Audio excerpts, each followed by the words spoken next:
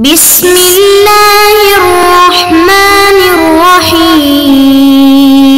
رب العالمين والصلاة والسلام على أشرف الأنبياء محمد وعلى آله وصحبه وأمته أجمعين أما بعد۔ عزیز طلباء کرام، سورہ سبا کی آیات کو ہم تفسیر جلالین سے پڑھ رہے تھے۔ آج کی اس ویڈیو کے اندر ہم سورہ سبا کی آیت نمبر 9 سے اپنا سبق شروع کریں گے۔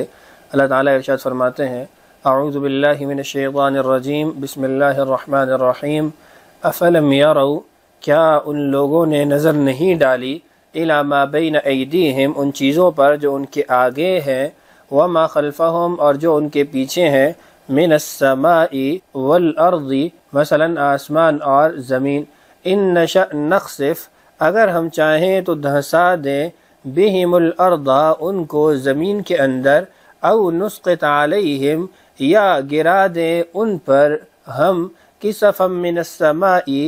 کوئی ٹکڑا آسمان کا، ان فی ذالک، بے شک اس سب میں، لآیتاً، بڑی نشانی ہے، لکل عبد منیب، ہر اس بندے کے لیے جو اللہ کی طرف رجوع کرنے والا ہے۔ وَلَقَدْ آتَيْنَا، اور بے شک ہم نے عطا کیا تھا داؤد علیہ السلام کو، منا، اپنی طرف سے، فضلاً، بڑا فضل، یا جبالو، اے پہاڑو، اویبی معہو، تم بھی ساتھ دو ان کا تسبیح و مناجات میں، والطیرہ، اور اے پرندو تم بھی، وَأَلَنَّا لَهُ الْحَدِيدِ، اور ہم نے ان کے لیے نرم کر دیا تھا لوہے کو۔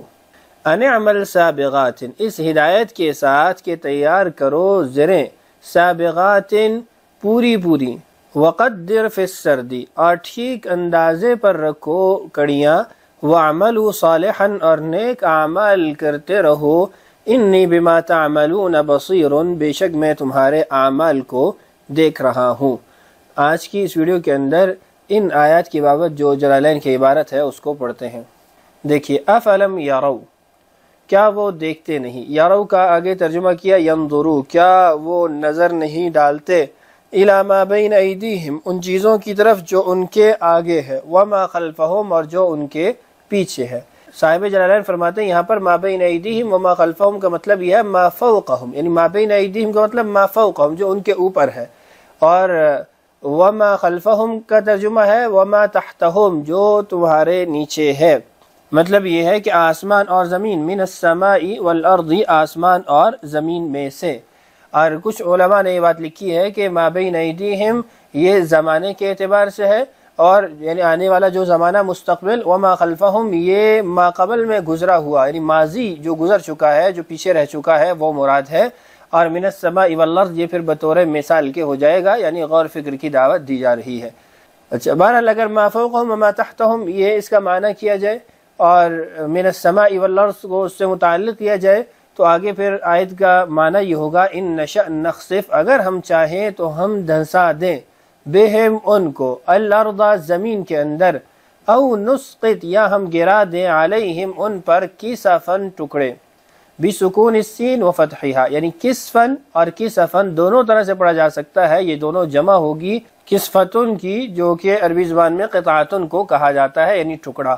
من السماء آسمان سے، وفی قراءۃ فی الافعال الثلاثۃ بالیاء، فرماتے ہیں ایک قرات کے مطابق تینوں افعال کو یا کے ساتھ، یعنی غائب کے صیغے کے ساتھ بھی پڑھا گیا ہے۔ یہ جو اوپر تین افعال ہے، ان نشأ نخسف اور او نسقط، تو اس کو پھر یوں پڑھا جائے گا ان یشأ یخسف بہم الارض او یسقط علیہم کسفا من السماء، تو غائب کا صیغہ اور اس کے اندر جو ضمیر ہے وہ یرجع الی اللہ تعالی، اللہ تعالیٰ کی طرف راجع ہوگی، اور ما قبل میں اللہ تعالیٰ کے نام صراحتاً مذکور نہیں ہے، تو ہم کہیں گے کہ سیاق کلام سے یہ جو معنی حاصل ہو رہا ہے اس کی طرف یہ ضمیر راجع ہے۔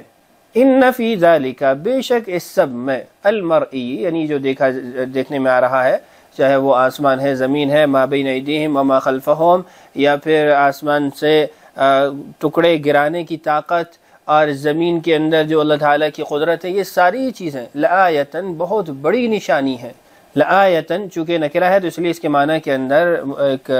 عمومیت پائی جائے گی یا مبالغہ پایا جائے گا، بہت بڑی نشانی ہے، لکل عبد منیب، ہر اس بندے کے لیے جو انابت اختیار کرنے والا ہو۔ منیب اناب ینیبو سے اس میں فاعل کا صیغہ ہے، جس کا مطلب رجع الی ربہ، جس کا مطلب رجع یرجع ہے، تو آگے اس کی ترجمہ کیا گیا راجع الی ربہ، جو اپنے رب کی طرف رجوع کرنے والا ہے۔ تدل علی قدرت اللہ تعالی، اللہ تعالیٰ کی قدرت پر یہ چیزیں دلالت کرتی ہیں، علی البعث وما یشاء، کہ وہ دوبارہ زندہ بھی کر سکتا ہے اور وہ جو چاہے کر سکتا ہے، چونکہ آسمان کو اس نے پیدا کیا اور آسمان کے اندر اتنا تصرف کہ اس کے ٹکڑے نیچے گرا دے، اور زمین سے مختلف چیزوں کو پیدا کرنا، آسمان سے بارش اتار کے زمین سے کھیتیوں کو اگانا، تو مردہ زمین کو زندہ کرنا، تو یہ تمام تر امور وہ ہے جو کہ اللہ تعالیٰ کی قدرت اور اللہ تعالیٰ کے دوبارہ زندہ کرنے کی طاقت اور اس کے علاوہ تمام تر اللہ تعالیٰ کے اختیارات اور قوت و طاقت کے اوپر دلالت کرتی ہیں۔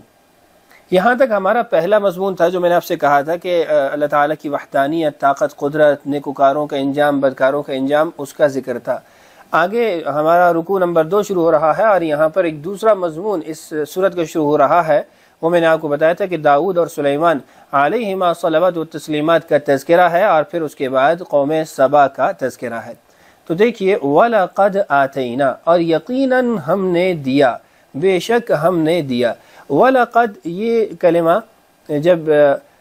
قرآن پاک میں کسی مقام پر استعمال ہوتا ہے اور بہت سارے مقامات پہ استعمال ہوا ہے، تو وہاں پر کہا جاتا ہے کہ یہ جملہ 3 تاکیدات کے ساتھ آیا ہے، ایک قسم مقدر، اور دوسرا لام، اور تیسرا قد۔ تو قسم مقدر کا مطلب یہ ہے کہ لام موطئ للقسم ہوتی ہے، اور جملہ اپنے معنی کے اعتبار سے یوں ہوتا ہے واللہ لقد آتینا داود منا فضلا، تو اس جملے کو 3 تاکیدات کے ساتھ ذکر کیا گیا ہے۔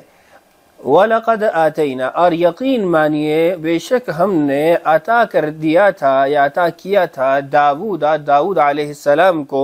منا اپنی طرف سے۔ یہ منا کا کلمہ اس بات پہ دلالت کرتا ہے کہ یہ اللہ تعالیٰ کی طرف سے ان کو انعام ملا تھا۔ فضلاً، بڑا فضل، یہ بھی نکرہ کلمہ ہے، تو اس کے تحت بہت ساری چیزیں، بلکہ بہت کیا، دنیا اور آخرت کے تمام انعامات اس کے اندر داخل ہو جائیں گے۔ دین و دنیا کی تمام جو نعمتیں ان کو میسر تھیں، حاصل تھیں، وہ ساری اس میں داخل ہو جائیں گی۔ صاحب جلالین نے آگے صرف اس کی 2 مثالیں دی ہیں، نبوتاً و کتاباً، نبوت دی اور کتاب دی، یعنی زبور دی۔ نبوت کے ساتھ ان کو رسالت بھی حاصل تھی، کتاب کے ساتھ ان کو حسن صوت بھی حاصل تھی، آگے اس کا بیان آ رہا ہے۔ اس کے علاوہ بھی اللہ تعالیٰ نے ان کو جو انعامات دے رکھے تھے کہ ان کے لیے پرندوں کا ٹھہر جانا، پہاڑوں کا ان کے ساتھ پڑھتے رہنا، اور ان کے ہاتھوں میں لوہے کا نرم ہو جانا، اور بہت سارے انعامات ہیں جو اللہ تعالیٰ کی طرف سے ان کو حاصل تھے۔ تو فضلاً یہ کلمہ نکرہ ہے، اور یہ ان 2 کے اوپر ہی صرف دلالت نہیں کرے گا نبوتاً و کتاباً پر، بلکہ یہ عام ہے، اور اس کے تحت بہت سارے افراد دین و دنیا کی جتنی نعمتیں ان کو میسر تھیں وہ ساری اس کے اندر داخل ہو جائیں گی۔ داؤد علیہ السلام جن کا یہاں پر تذکرہ ہے، وہ اللہ تعالیٰ کے ایک برگزیدہ پیغمبر تھے، بنی اسرائیل کے انبیاء میں سے تھے، حضرت موسیٰ علیہ السلام کے بعد مبعوث ہوئے تھے، اس لیے کہ دوسرے پارے کے اندر اللہ تعالیٰ نے جب ان کا واقعہ بیان کیا تو اس میں فرمایا الم تر الی الملأ من بنی اسرائیل من بعد موسیٰ۔ تو من بعد موسیٰ، چونکہ یہ قصہ جو بیان ہو رہا ہے داؤد علیہ السلام کا ہے، تو پتہ چلا کہ موسیٰ علیہ السلام کے بعد وہ مبعوث ہوئے۔ ہاں، یہودی وہ حضرت داؤد علیہ السلام کو نبی نہیں مانتے اور ان کو بادشاہ مانتے ہیں، اور ان کے بادشاہ ہونے سے تعبیر ان کو کرتے ہیں، تو یہ ان کا جھوٹ ہے، اور وہ ان کے اوپر جو بہتان تراشی کرتے ہیں، دیگر جو ان کے اوپر جھوٹ باندھتے ہیں، وہ سب غیر مقبول اور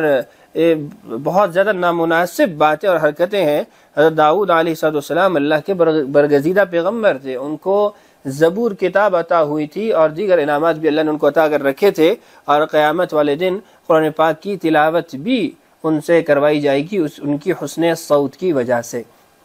بہرحال یا جبالو، اے پہاڑوں، یہ خطاب ہے پہاڑوں کو، اوبی ای رجعی، اوبی یہ تفعیل ہے، اوبا یؤوبو، اور اس کا مجرد آب یؤوبو ہے، اور آب یؤوبو کا عربی میں جو مترادف ہوتا ہے وہ رجع یرجعو ہے۔ تو جب آب یؤوبو کا معنی مترادف وہ رجع یرجعو ہے، تو اوب یؤوبو کا جو معنی مترادف بنے گا وہ رجع یرجعو ہوگا، کہ اوبی رجعی، تم بھی دہراؤ، تم بھی پڑھو۔ یعنی داؤد علیہ السلام کے پڑھنے کے بعد وہ بھی ان کے ساتھ پڑھتے تھے،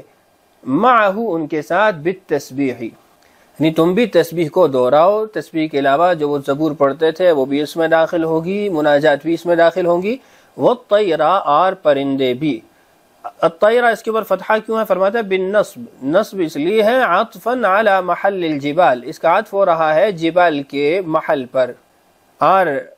فعل وہاں محذوف نکالا جائے گا، ای ودعوناها للتسبیح معه، کہ ہم نے پرندوں کو بھی بلایا کہ وہ بھی تسبیح بیان کریں ان کے ساتھ۔ تو اس کے منصوب ہونے کی وجہ وہ یہاں یا جبال، جبال کے اوپر عطف اور اس سے قبل ایک فعل کا محذوف مقدر باندھنا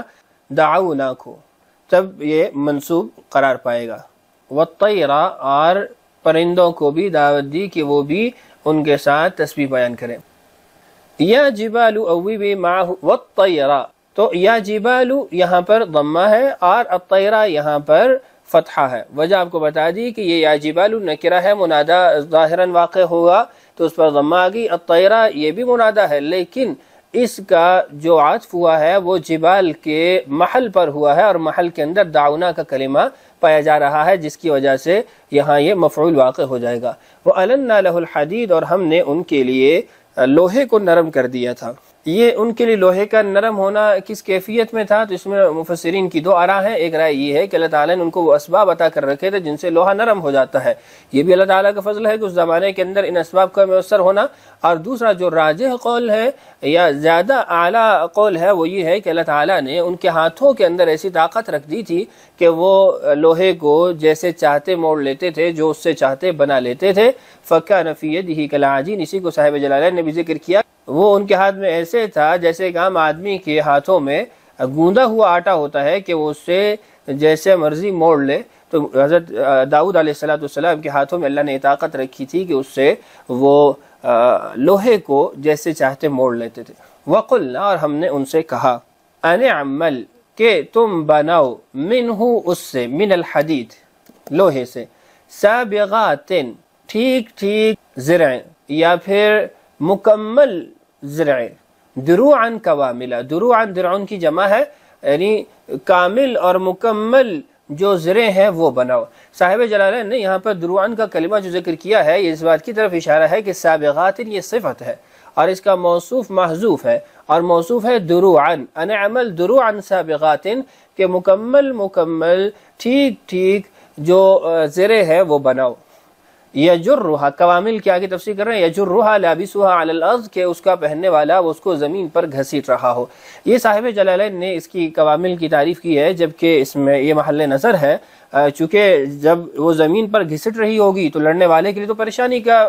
یعنی صورت ہوگی کہ وہ اس کو بھی گھسیٹ رہا ہے، اس کو بھی کھینچ رہا ہے، تو اس کے اندر تو کوئی سہولت نہیں ہے بلکہ الٹا مشقت اور پریشانی ہے۔ تو اس لیے مفسرین نے فرمایا کہ یہاں پر جو کامل اور مکمل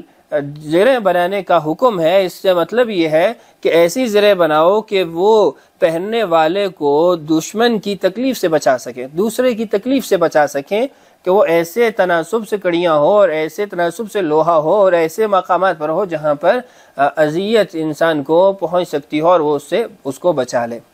وقدر، اور تناسب قائم رکھو، برابری قائم رکھو، فی السردی، کڑیوں میں۔ اس کا کیا مطلب ہے؟ بنسج الدروع، کہ جب تم زریں بنا رہے ہو تو اس کے اندر جو کڑیاں ہیں ان کڑیوں کو برابر رکھو۔ قیل لصانعها سرادا، جو زریں بنانے والا ہوتا ہے اس کو سراد کہا جاتا ہے، ای اجعلہ بحیث یتناسب حلقہ،